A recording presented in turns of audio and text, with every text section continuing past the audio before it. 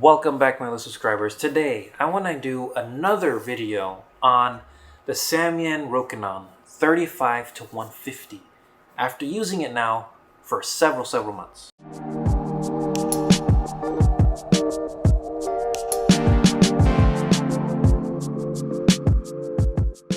So if you've seen my previous videos, I made a first impressions and then I did a little bit longer term review of how I feel about this lens.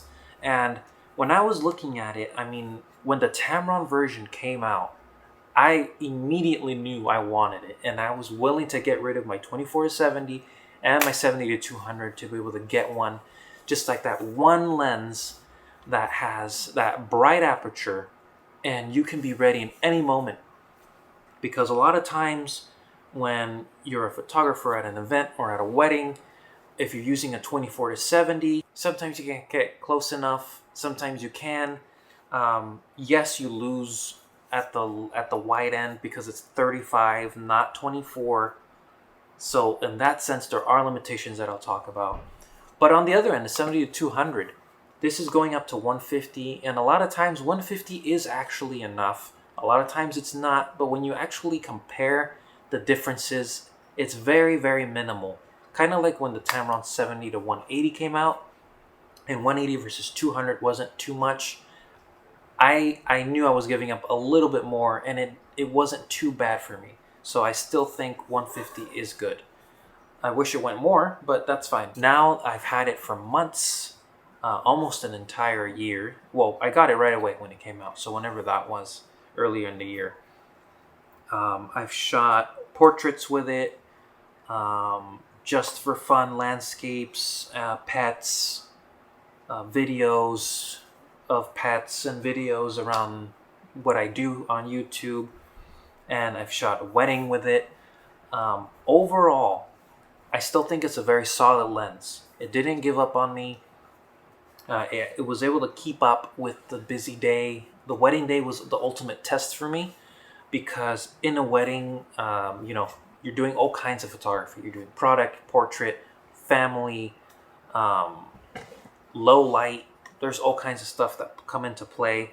I picked this to be my primary beginning at the beginning of the wedding day, leading up to the end of the ceremony. That's when I switched because we were losing light.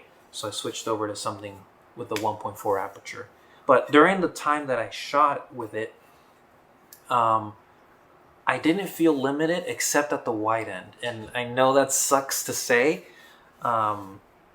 but I did miss those couple extra millimeters. I do wish this was a 24 to 150. I think that would have made this lens ultimate versatility. How much bigger would it have been? I have no idea. But I think I would have been fine if it started at 2.8 from 24 all the way to 150. The benefit here of not starting there is being able to shoot at f2. And I did see the difference. I used to have the 1.8 from Sony, and I felt right at home using this 35 at f2. For a lot of my shots, the separation was great. Zooming in to 150 was amazing. I got great bokeh during the ceremony. Just the variety of shots that I was able to get with one lens and not feel rushed to switch or to have to pull out the second body right away because I had a second shooter was just amazing. It is weather sealed. It's not an internal zoom, so it will get larger as you zoom to 150. It's not too bad in my opinion. It does have some weight to it. It's not bad either, my thoughts at least. It's a very usable lens, and I like it a lot. I know some people have been buying this one and have been finding some issues with the build quality, consistency. I have no wobble in the zoom, in the actual barrel. My zoom ring, pretty well dampened, nothing to complain about. My buttons working well, the autofocus hold working well, everything. I haven't had any issues with this lens, so I feel like I just got a really good copy. I have not updated it because I'm scared of messing with its performance. Overall, I think it kept up very well. There was a couple occasions where I did notice that at 150, the focus was deviating from where I wanted it. It could have been user error,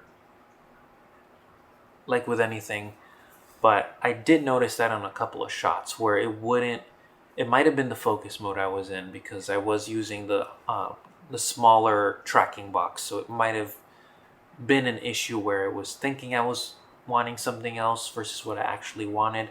But nonetheless, with a couple of misses here, nothing critical, nothing really to complain about, to be honest.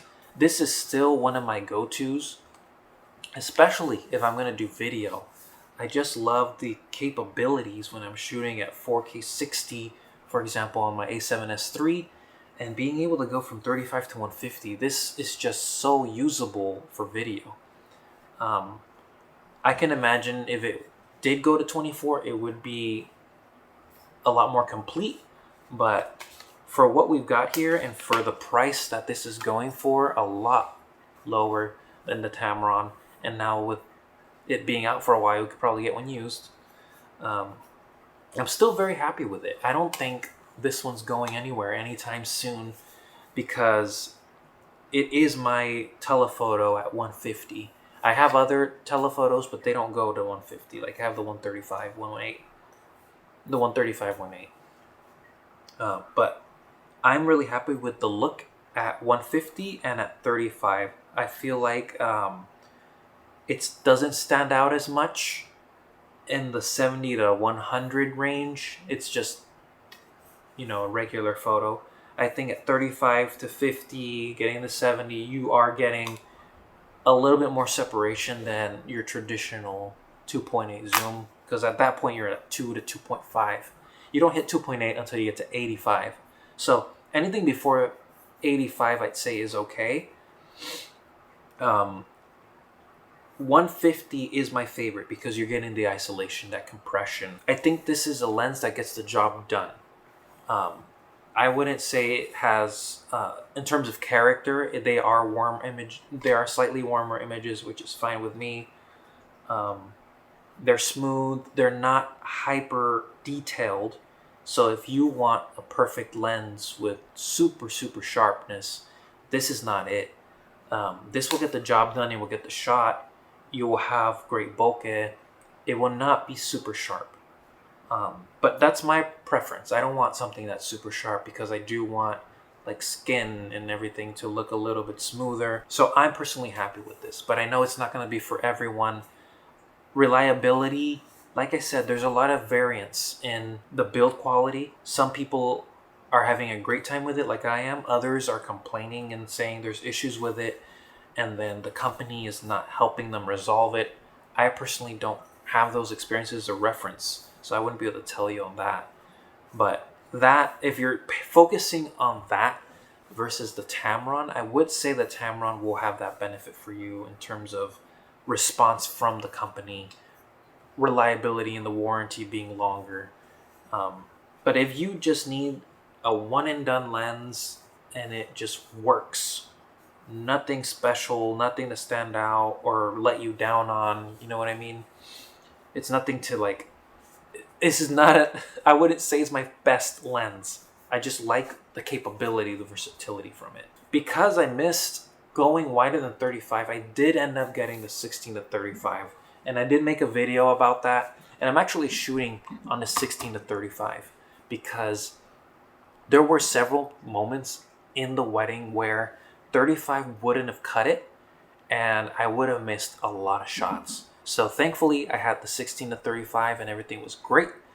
But if you're getting a lens like this, I would highly suggest pairing it with a wider angle prime, unless you have a zoom like I'm saying, 16 to 35. Combining my 16 to 35 with this, I now have a complete range. I can go from 16 to 150 with just two lenses, which is great for me. So I spent more than the first half of the wedding just on these two lenses. You can get a 16 to 35, get a 24-1.4, a 21.8, something to complement that gap that stops at 35. On the long end, I don't think you're missing out on much, to be honest. I think 150 is more than enough, and if you can crop a little bit, that helps. If you can move closer, that's even better. That even will increase your bokeh look. Really happy with these images, to be honest. So just wanted to share some thoughts on it now that I've had it a lot longer, and now that we have, we keep getting more options, but all within the f4 range. We haven't seen Sony approach something like this yet, and I know we will soon because Canon just did the 24 to 105 2.8, which was the first ever. It is big, but it's, like I said, it's getting you to the 24, but you're missing out on the telephoto. Try not to make it too huge. That kind of gives you an idea of what it would take to make a 24 to 150. That'd be pretty. That would be a pretty big lens. But yeah, overall, I'm happy with it. I don't think it's leaving my collection anytime soon because I need that versatility, and I'd rather not switch between 24 to 70 and 70 to 200 when it's really important to be focused on what's happening in an event, at a wedding, whatever it is, during video, being like, oh no, I need a different shot. And you've got all the... This is very usable. Put this on into Super 35, you end up with a 50 to 180 or 200, I believe. So still very usable, even on Super 35 or APS-C mode. So let me know below what you think. If you've used this lens or you have experience using the Tamron, or if you're still sticking to 24 to 70 and 70 to 200, what's that like? Have you thought about switching to this? It's pretty nice. Thank you for watching.